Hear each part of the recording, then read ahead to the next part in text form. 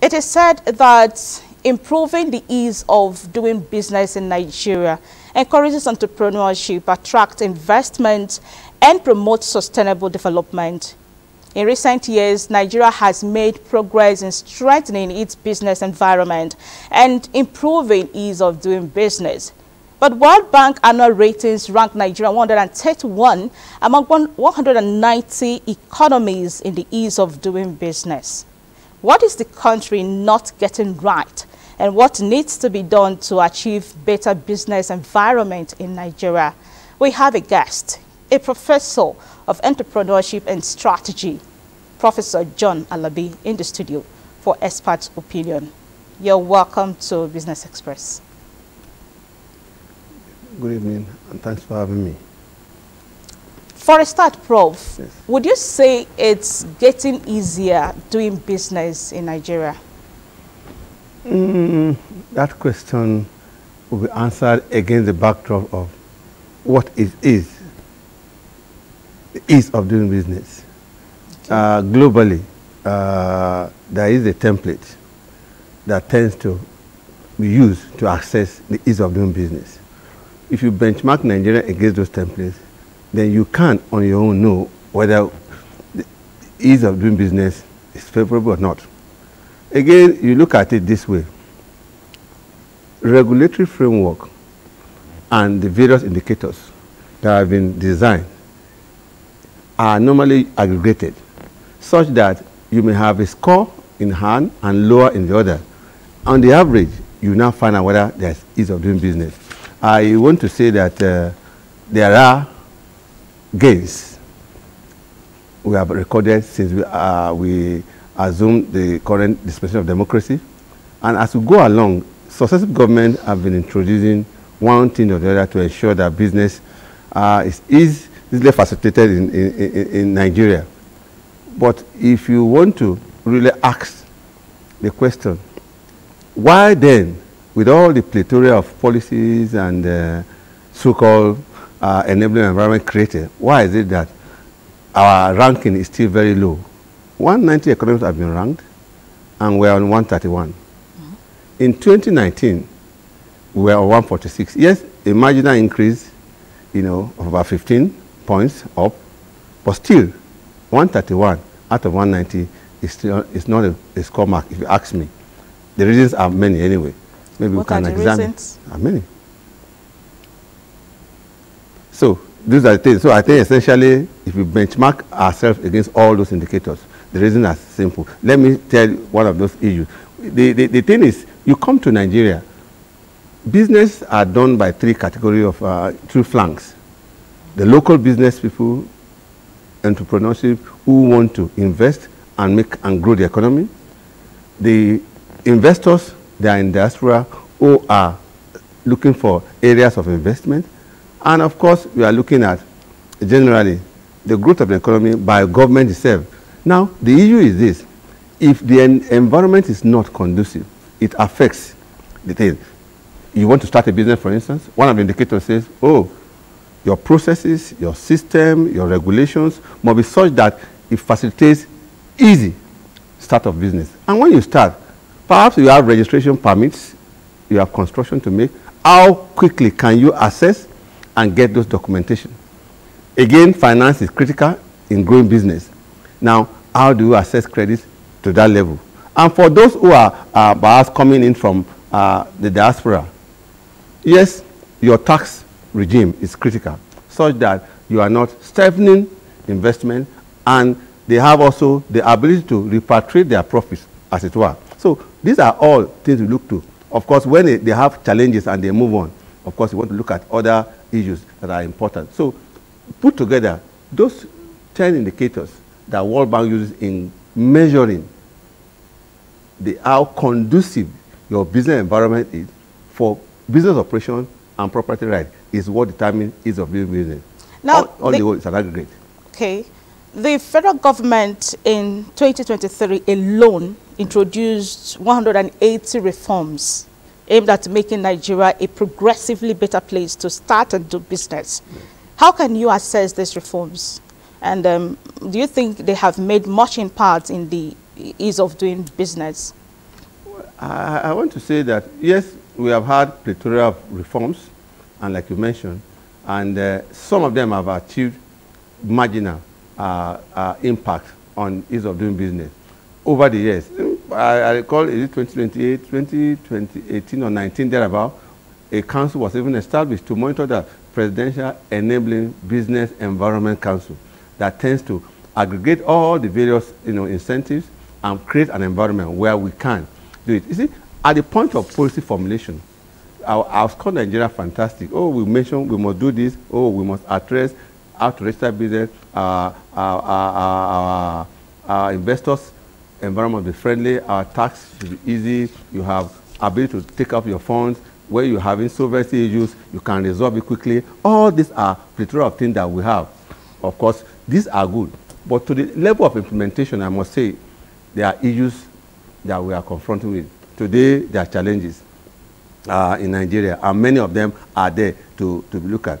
Our policies are, again, not being consistent, I must tell you, because over the years, you see a government will say, this is what we want to do, and all of a sudden, there will be a change in those policies. And even where you are, you grant waivers, they are indiscriminately issued in favor of some other people. So that itself is affecting it. Of course, there are other issues of area of capital repatriation. But the current president said, oh, I know that you have a challenge, but I'm saying to you that I'm a chief marketer of this country. He has gone around the virtually every part of the world, and all he's telling them is that if you bring your naira, there will not be any encumbrances in repatriating your resources. So those are some of the things. Again, there are other issues as regards our foreign exchange stability. You recall what happened when the president came on board. Yes, there are also reforms in that direction. A unification of the two markets, such that foreigners will have confidence. Again, that is a win-win anyway. While we are okay, but it's also affecting the value of the naira. But for an investor, you want to be sure that I can plan my procurement, I can plan my production activities within the confine of a stable foreign exchange regulation, and that will help. All right. The other issues are security. Yeah. These are all issues. So on the whole, there are reforms, but I think they have not had far-reaching. If it does have, of course, we will not be remaining at that grade of 131 out of 190. Now let's talk about the sub-nationals. How is the situation like in terms of implementation of these reforms you've talked about in the local government areas? Do you think they are doing well, or are there areas they need to work on? Thank you very much. For the subnational states and local government, I think leadership is a key thing at that level. We see in the last administration towards the tail end that they created an environment that makes business more friendly, and that dovetailed into states too. I recall that states were benchmarked and against those set of rules, and states were awarded scores and awards based on how, I think the template was released, and we have the Ease of Doing Business Nigeria 2022-2023. That's a good one. So at the state level, the leadership of the state determines what happens. I know in terms of rating, the first three most friendly business environment states is Gombe, after Gombe, Jigawa, and Sokoto in that order. All right? And I realized that even of the 10 states in Nigeria, 9 of them, 8 of them are in northern part of the country. For Gombe, back to back for about 2 consecutive sessions, they have been winning it. So it means leadership is key at that level. At some state level, they are not interested, as it were, I must tell you. You want to register a business, it takes you ages. To get C of O in some states, of course, for 10 years you cannot, 5 years you cannot get it. But some states have, computerized their land acquisition process, and you can get it within a week or 2. So these are things. So at that level, I think it's not too good. So what we are saying, essence, is that all states should key into it. Identify the 10 basic indicators of ease of doing business.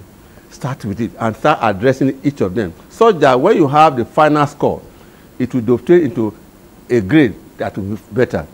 For those states that are doing well, thumbs up. For those who are not at all there, I think they need to wake up, because the challenges are still there at the state level. Business registration is cumbersome. Land acquisition is cumbersome. Taxation there are multiple taxation. Infrastructure there is another key issue. Power and roads are key in determining how conducive business environment is. And most of the states, roads are not in good condition. So these are critical issues. And of course, when a person comes into a business environment, you want to see that. And don't forget also that security is critical. In Nigeria now, subnationals are bedeviled with insecurity challenges. In the northeast, it is insurgency. In the northwest, it is banditry and cattle rustling. In the north central, it is what do you call it, kidnapping. All right. In the south, is the issue of agitation. So across the length and breadth of Nigeria, there are also pockets. So what our advice states to do is that they are not doing well at all, except for those few states that are doing well. I talk of Gombe, Jigawa, of course, and Sokoto. Okay. Yeah, this is good. Okay. So how can transparency among ministries, departments, and agencies be enhanced, considering that many bottlenecks are always faced in these MDAs? Thank you very much. One of the serious indicators for measuring ease of doing business is openness, transparency, accountability, which dovetail into either how corrupt a system is or not. In your system, in your processes, in your procedures, and your regulation, there must be openness and accountability, such that everybody should be held accountable for whatever is doing. Let me say this to you. In contract procurement, in award of contract, in the execution, it should be open such that at every stage you can check whether the process is transparent or not. You can just say, I'm transparent and open, to the extent that I do not know what you are doing, to the extent there are hidden charges, and there are, overtures from directors and permanent secretaries and other officials, then to that extent, you are not open. So at the state level, I think it's very important, both at state and subnational level. I think we should do that. Let me also say that zero corruption is critical at that level. Most of the foreign direct investment that comes to the nation and state are always shrouded in gratification. People don't call it corruption or bribe, it's gratification. When you factor in that into cost of doing business, of course, it affects it. So generally, I think we need to have more transparent leadership, openness, and you can do that by keeping records, providing monitoring and evaluation, and benchmarking every process against a set target so that you can do a review as you go along. It's important to do that. Great. I know you've talked about this, but in your assessment, what is the Presidential Enabling Environment, Business Environment Council, that's PEBEC, doing in terms of sensitization, and what more do you think needs to be done? Yeah, thank you very much. Well, for the PEBEC, I want to say that the initiative of the previous government to set up that council is novel, it is wonderful and fantastic. The composition of the panel also is all-inclusive, and it is good. But more needs to be done. Capturing, determining what the problems are good. But walking your talk is very important. Most often, what we see is that government policies are crafted by people with good intention. But along the line, there is no transparent and intentional implementation of those programs. I think it's very important. They will do more of communication. I want to see on national television, in the daily, in local media, in local languages, where you tend to sensitize across the geopolitical zones and across the states and local government about ease of doing business. Let every investor, both local or foreign, knows the various criteria, and involvement of all stakeholders, the civil society, the youth, the business organization, NASIMA, COSIMA, and all the NASI and what have you, be involved, such that once an investor come to a state, he sees all the various templates and says, yes, as regard procedures, oh, this is ready. Oh, as regard ability of credit, I can get it. Oh, as regard getting approval for my tax waiver, I can get it on time. These are critical things we must do at that level. And if we do that, I think we will be scoring high on us, generally. Thank you very much, Professor John Alabi. Thanks for joining us on the program today. Thanks for having me.